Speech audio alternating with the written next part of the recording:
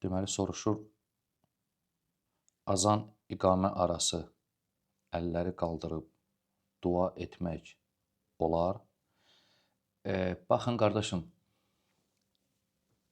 dua edəndə əlləri qaldırıb dua etmək məşrudur.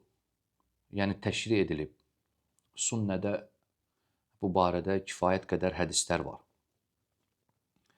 Hətta bəzi alimlər deyiblər ki, təvatur dərəcəsinə çatır.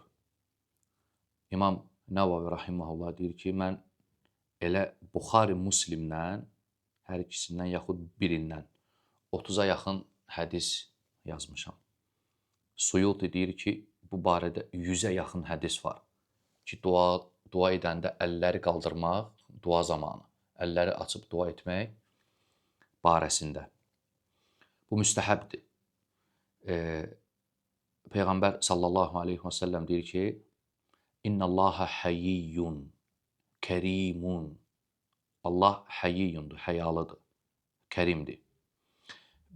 Bir kişi əllərini qaldırıb ona dua edəndə əllərini boş qaytarmağa həya edir. Bu hədis dəlalət edir ki, dua zamanı əlləri qaldırmaq sünnədir, müstəhəbdir. Burada şək yoxdur. Azan iqamə arası barəsində də hədis varid olub. Peyğəmbər sallallahu aleyhi və səlləm buyurur, Lə yuraddu əd-dua beynəl əzən vəl-iqamə. Azan iqamə arası dualar rədd edilmir. Yəni, icabət yerlərindəndir. İş belə olduğu halda, sən azan iqamə arasında dua etmək istəyirsənsə, əlləri qaldırıb dua edə bilərsən. Heç bir problem yoxdur. Ona görə İbn Hüseymin rahimehullah bu barədə soruşanda ondan deyir ki, iki hədisi də zikr edir, hədislərin ikisini də, əlləri qaldırmaq müstəhəbdir hədisini və azan iqamə arasında edilən dua rədd edilmir hədisini zikr edir. Deyir ki, bu dəlalət edir ki, azan iqamə arasında əlləri qaldırıb dua etmək icazəlidir.